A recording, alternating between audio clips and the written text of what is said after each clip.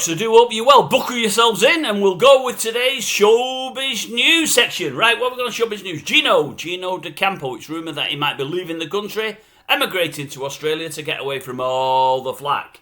He's lost his job on ITV Daytime due to various sexual misconduct charges. I think some of his businesses went under a few months ago. Things aren't going that well for him. We recently reported he sold his home. Now he's talking of emigrating. I won't miss him. He loves himself enough.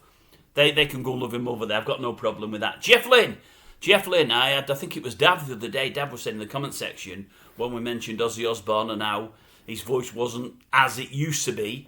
He said, you're the first to say that. He said, but also, he said, I've just seen a bit of clip from Jeff Lynne's concert. He said, I'm going to see him at the weekend, he said, and he didn't sound at his best, and he said he's also done his hand in, can't play his guitar at the moment. I didn't know that till Dav mentioned it to me. I've looked into it since, and that's the case. I did see a bit of one of Jeff Lynne's concerts 2 or 3 days ago on that there YouTube, and he sounded very, very weak voice-wise, very, very weak, nothing like before. Disappointed I would have been. That was that, but I read today that he's just done a couple of nights, or should have done a couple of nights at Manchester, at the big new arena in Manchester. I think he did the first night. That may or may not have been where I seen the bit of a performance from.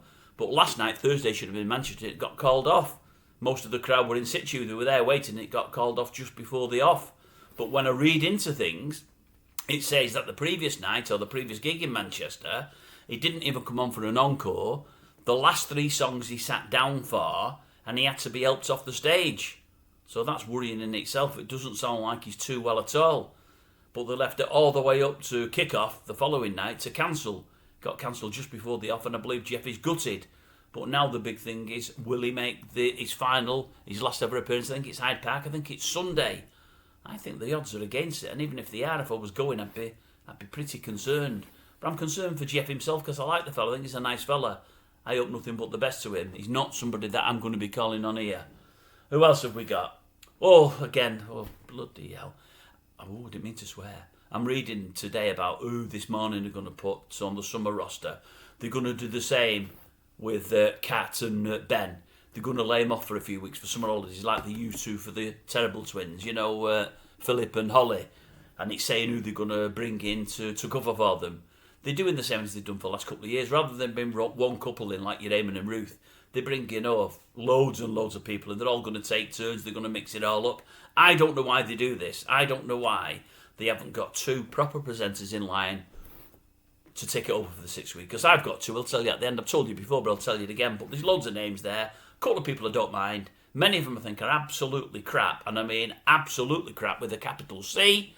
The only two I don't mind is, what's his name?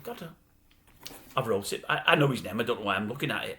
Craig Doyle, I don't seem to mind him. Don't really know him, don't mind him. And that's Sian Welby. I think she's brilliant. I've said it before. Sian Welby, I think, is not a million miles behind Ellen Skelton. I think they're the best 2 presenters on TV at the moment. But this young Sian, she never gets a chance really on this morning.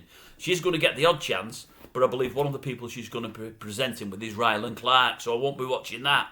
Rylan's one of the ones I don't like that's going to be doing it.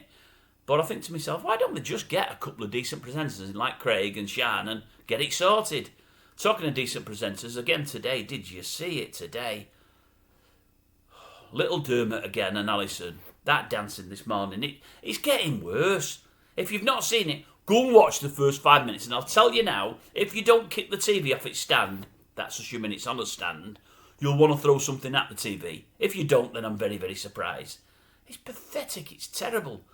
The upshot is, if he's presenting sometimes in the week, which I think he is, they only seem to do this musical section on a Friday where he does his silly dancing, and Alison does. She even took her shoes off today to dance. I thought, oh no, it's not for me, any of this.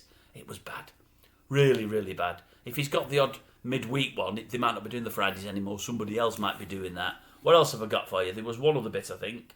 Yeah, no, Noel Gallagher. I'm reading there about Noel. He's going to be giving thousands of the money he earns to the Teenage Cancer Trust, and I'm thinking, yeah, that's all well and good. All we're hearing is about ticket hikes, about hikes for this, for that, for the other. We're hearing that he's not giving the roadies any complimentary tickets like they would normally get. We're hearing that they're earning a bundle on merchandising, on venues, on everything. We hear they've got probably a better deal than most any band's got for the last 30 years, and many would say good luck to them. because I'm not that keen on him. I can't bring myself to say that. But I think him and Liam are earning millions and millions and millions. So he's got to give a few £1,000 to Teenage Cancer Trust. He might give a few £100,000. And many of you will say, well, that's good, and it helps him. And he doesn't need to do it. You're right, he doesn't need to do it. But if he earns himself off this tour, say 40 million, if he earns 40 million and somebody tells me he earned 40 million and he gave 30 away, 30 million, he kept 10, he'll never spend 10 for the rest of his life, he'd give 30 million away. I'd do the old round of applause for him, you know what I mean, and I'd worship at the altar of patron saint Noel. I would, honestly. But to give 20 or 30,000, or even a couple of 100,000, if you're in millions and millions and millions and millions and millions of pounds, just a drop in the ocean, it's nothing. So I'm not having it. I'm also reading that his mum, she's going to at least one of the Eton Park gigs in Manchester this next few days, and they've hired some top-notch security to look after her. Well, I don't blame them. I'm with them on that one. You've got to look after your mum, most important person in the world. Nothing wrong with that at all. And also, I read a review today that I thought was fantastic. Bloke there with a review of Oasis, he said, look, they've gone down a storm. Everywhere's packed. Everybody said the sound is fantastic, and it probably and possibly is. He said, but I've got to say, I went to watch them, and I wanted to be impressed, but I was underwhelmed. For all they sound okay, a lot of the songs don't do it for me. He said, man, you some do. He said, but the thing is, he said, they've just not learnt in all the time away. He said, Liam walks up to the microphone, arms behind his back, leans forward, sings into the mic. He said, and you've got Noel there on his guitar, standing still, as Eli used to say to Nellie Pledge, looking at his guitar, playing his notes. That's it. No charisma, no nothing at all. There's certainly no Mick Jagger there. He said there's no Paul McCartney. McCartney's in his early 80s now. He said he does more about the stage than those two do. He said those two just give you nothing. There's no charisma when on stage at all. He said I think the reason they're doing so well and they're so well loved is they're from an era, the old Britpop and whatever else. They were the bad boys from there, and all the people that grew up in the 90s and what do they call them, the noughties.